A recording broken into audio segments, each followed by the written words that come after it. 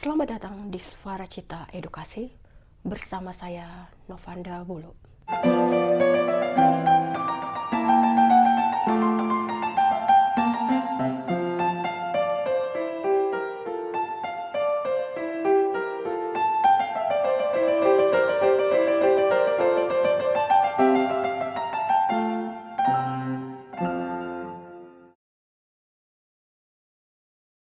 Hari ini kita membahas kisah Timothy Anugrah Saputra, mahasiswa FISIP Universitas Udayana Denpasar, yang meninggal dunia diduga akibat bullying. Dari kisah ini kita belajar pesan yang kuat. Sharpen your mind, not your tongue. Pada tanggal 15 Oktober 2025, Timothy ditemukan terjatuh dari lantai 2 gedung FISIP Universitas Udayana Denpasar. Ia sempat dilarikan ke rumah sakit, namun akhirnya meninggal dunia beberapa jam kemudian. Setelah peristiwa itu, beredar tangkapan layar grup WhatsApp. Mahasiswa yang mengejek dan memperolok Timothy, bahkan setelah ia meninggal. Beberapa dari pelaku akhirnya diberi sanksi dan dikeluarkan dari organisasi. Namun luka itu sudah terjadi. Kita kehilangan seorang anak muda karena lidah-lidah yang tajam. Kasus ini membuat kita bertanya, bagaimana kata-kata bisa membunuh? Dan apa artinya mengasah pikiran, bukan lidah? Sharpen your mind, not your tongue, artinya kita belajar berpikir sebelum berbicara. Kita asah empati, belajar menempatkan diri, memahami apa yang orang lain rasakan. Sementara not your tongue, artinya jangan jadikan kata-kata sebagai senjata untuk menyakiti. Kita sering mendengar alasan seperti, cuma bercanda kok. Dia saja yang terlalu sensitif. Tapi itu bukan hanya sekedar kata-kata. Bullying verbal, sebagaimana penelitian menunjukkan, bisa memicu stres berat, menurunkan rasa harga diri, dan bahkan menimbulkan keinginan untuk mengakhiri hidup. Sebuah meta-analisis dari jurnal Pediatrics yang diteliti oleh Holt et al. 2015 menemukan bahwa korban bullying beresiko 2 kali lebih besar mengalami ide bunuh diri dibandingkan mereka yang tidak mengalami bullying.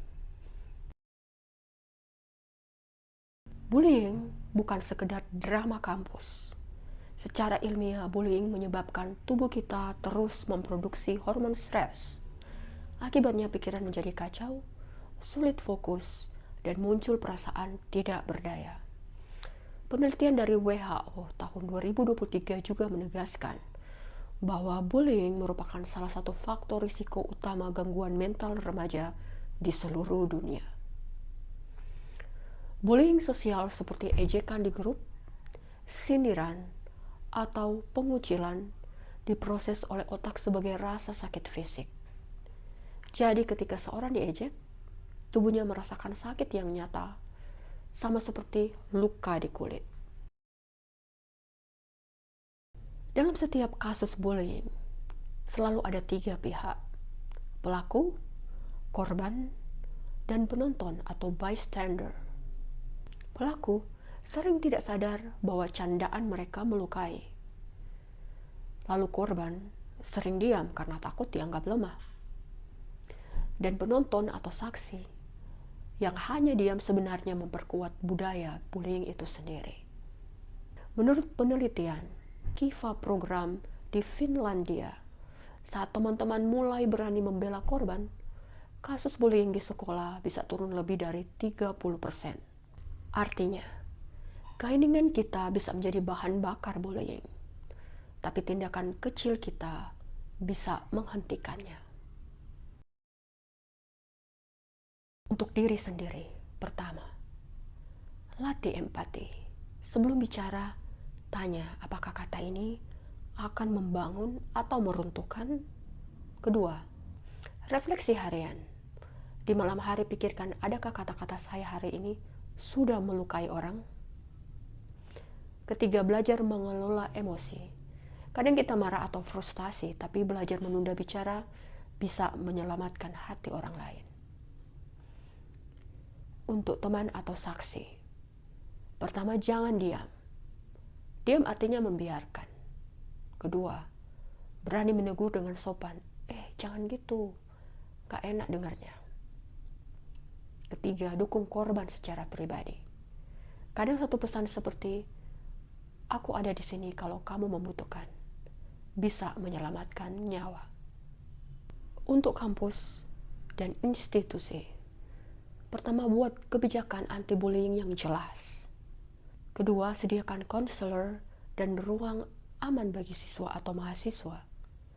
Ketiga, lakukan edukasi sosial emosional secara rutin. Beberapa kampus di Eropa dan Amerika menggunakan pendekatan seperti Always Bullying Prevention Program yang terbukti menurunkan perilaku bullying hingga 30-50%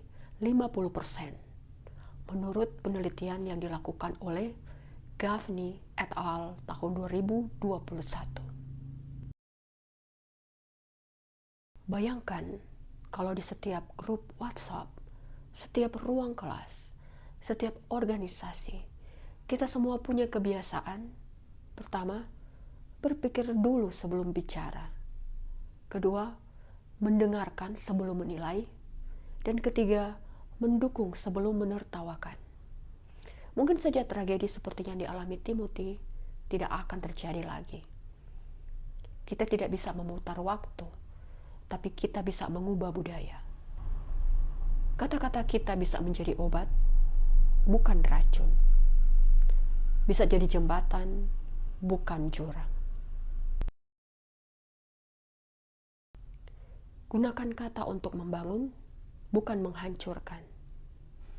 Kalau kamu atau temanmu sedang mengalami tekanan, jangan diam. Hubungi teman terpercaya, konselor kampus, atau layanan yang menyediakan konseling yang terpercaya. Mari kita jadikan kampus, sekolah, dan dunia maya tempat yang paling aman untuk tumbuh. Karena setiap nyawa berharga, setiap kata berarti. Semoga bermanfaat. Thank you.